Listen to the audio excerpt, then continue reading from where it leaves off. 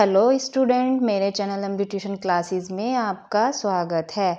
आज हम पढ़ेंगे थॉमसन एटॉमिक मॉडल। ठीक है, तो यहाँ पर हम देखेंगे जे थॉमसन, जिन्होंने हु डिस्कवर्ड इलेक्ट्रॉन, जिन्होंने इलेक्ट्रॉनों की भी खोज की। तो जे थॉमसन ने पहले इलेक्ट्रॉनों को खोज की, फिर उसके बाद उन्होंने एक एटॉमिक मॉडल स्ट्रक्चर दिया, उन्होंने एटॉमिक मॉडल भी समझाया। ठीक है, तो थोड़ा सा पढ़ते हैं और फिर समझते हैं। और मैंने मॉडल भी बनाया है ये, और उसके थ्रू मैं तुम्हें जे थॉमसन का एटॉमिक मॉडल भी समझाऊंगी। आइए पहले थोड़ा सा समझ लेते हैं एटॉमिक मॉडल कि जे थॉमसन ने क्या कहा था। J Thomson who discovered electron proposed a model in 1898। J Thomson ने ये मॉडल प्रपोज किया था 1898 में।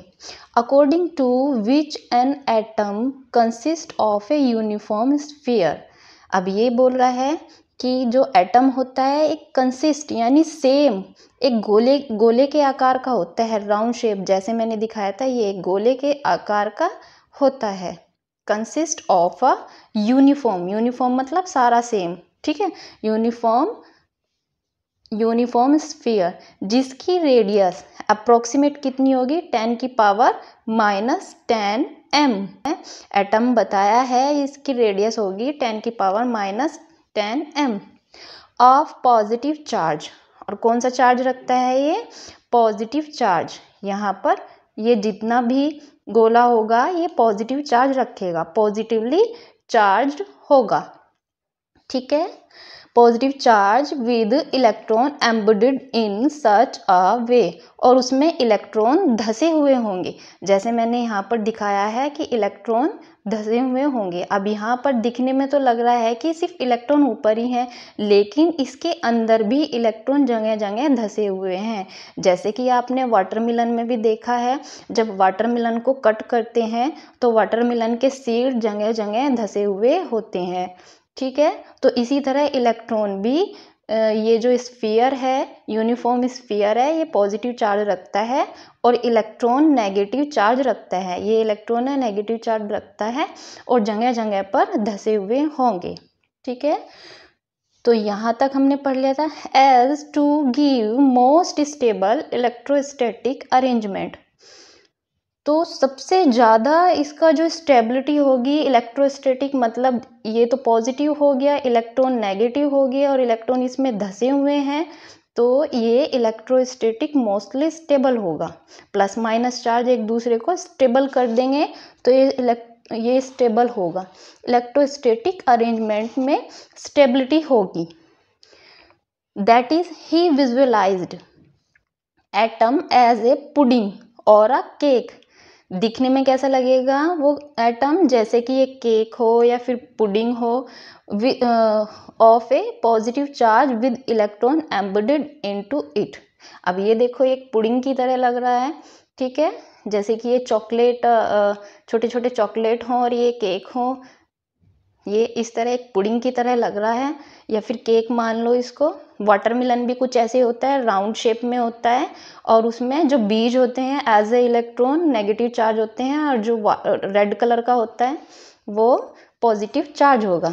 जो मोस्ट स्टेबल होगा उनकी इलेक्ट्रोस्टैटिक फोर्स एकदम स्टेबल होगी।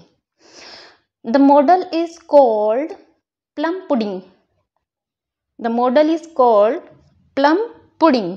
ठीक है, इस मॉडल को प्लम पुडिंग मॉडल भी बोलते हैं, या फिर वाटरमेलन मॉडल भी बोलते हैं, या रेजिन पुडिंग भी बोलते हैं। तीन नाम हैं इसके। आइए हम भी थोड़ा सा डायग्राम बनाते हैं। जैसे कि स्फीयर है राउंड शेप में, और इसमें ये सिर्फ खाली नहीं है, अंदर भरा हुआ है कुछ भी, ये सारा पॉजिटिव होगा, पॉजिटिव चार्ज होगा। ठीक है, इसमें जगह जगह पर इलेक्ट्रॉन धसे हुए होंगे, इस तरह करके अंदर तक जगह जगह इलेक्ट्रॉन धसे हुए होंगे, और इन इलेक्ट्रॉनों पर नेगेटिव चार्ज होगा। इस तरह का कुछ स्ट्रक्चर है स्फीयर, और ये मैंने रफली डायग्राम बनाया है, तो हमें plum pudding structure plum pudding model या फिर वाटरमेलन मॉडल बोलते हैं इसको। और मैंने थोड़ा रफली एक क्ले मिट्टी से बनाया हुआ है और आपको मैं इसको बीच में से कट करके भी दिखाऊंगी, ठीक है। मैं इस मॉडल को बीच में से कट करके भी दिखाऊंगी कि किस तरह इसमें इलेक्ट्रॉन धसे होते हैं बीच बीच में। ये मैंने क्ले मिट्टी से बनाया है और इसको मैं कट करके दिखाऊंगी।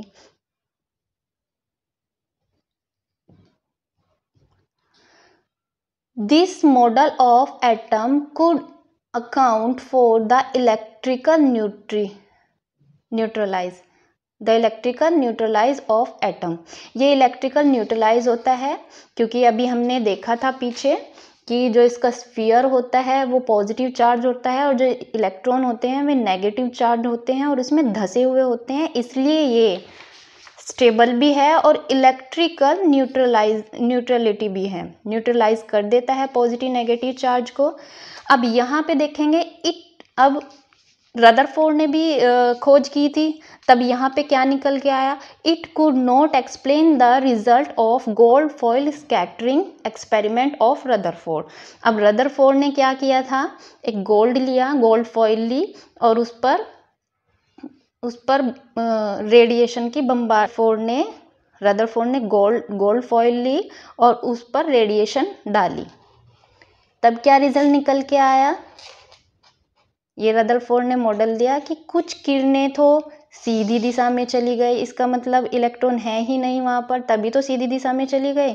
कुछ किरणें ऐसे सीधी चली गई, कुछ ऐसे टकरा के इधर को चली गई, कुछ टकरा के बिल्कुल बीच में से वापस आ गई, इस तरह।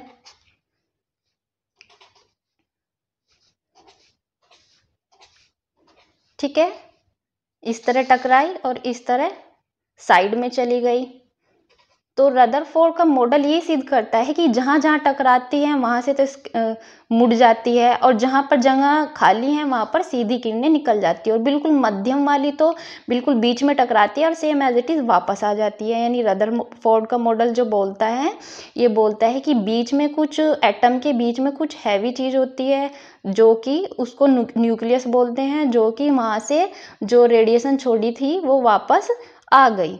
इसको अगले वीडियो में हम डिस्कस करेंगे, अभी फ़िलहाल के लिए मैं इतना ही बताती हूँ। तो ये जो थॉमसन मॉडल है इस चीज़ को रिप्रेजेंट नहीं करता, बल्कि थॉमसन ने तो बोला जगह जगह पर इलेक्ट्रॉन एम्बेडेड होते हैं, धसे हुए होते हैं, लेकिन रदरफोर्ड का जो एक्सपेरिमेंट था उसने ये बताया कि बिल्कुल मध्य में कुछ हैवी चीज़ होती है जिसको न्यूक्लियस बोलते हैं। तो यहाँ पर ये थोड़ा सा एक्सप्लेन नहीं कर पाता जे थॉमसन का मॉडल। चलिए अब हम अपना जो मैंने मॉडल रेडी किया था उसको हम कट करके देखते हैं। बाहर से तो इलेक्ट्रॉन दिख रहे हैं धसे हुए, अब अंदर भी देखते हैं जगह जगह पर किस तरह धसे हुए हैं। ये मैं यहाँ से अब इसको नाइफ से कट करूँगी। ये मैंने मॉडल को कट कर लिया है और यहाँ पर देखो ये बीच बीच में बाहर भी ब्लू कलर के इलेक्ट्रॉन मैंने लगाए हुए और अंदर भी बीच बीच में ब्लू कलर के इलेक्ट्रॉन इस तरह धसे हुए हैं। तो इस तरह के स्ट्रक्चर को, कुछ इस तरह के स्ट्रक्चर को जे थॉम्स मॉडल ने एक्सप्लेन किया है। आइए थोड़ा इसको अंदर से भी देखते हैं। अगर मेरी वीडियो आपको पसंद आए तो मेरे चैनल पर इसी तरह बने रहिए और मेरे चैनल को सब्सक्राइब कीजिए और मेरी वीडियो को लाइक कीजिए, शेयर कीजिए और कमेंट कीजिए। ये देखिए इस तरह इलेक्ट्रॉन अंदर तक धसे हुए होते हैं जे थॉमसन मॉडल में, कुछ इस तरह अंदर तक धसे हुए होते हैं। ये देखो एम्बेडेड होते हैं इलेक्ट्रॉन, स्फीयर में अंदर तक एम्बेडेड होते हैं इस तरह। आज के लिए बस इतना ही, धन्यवाद।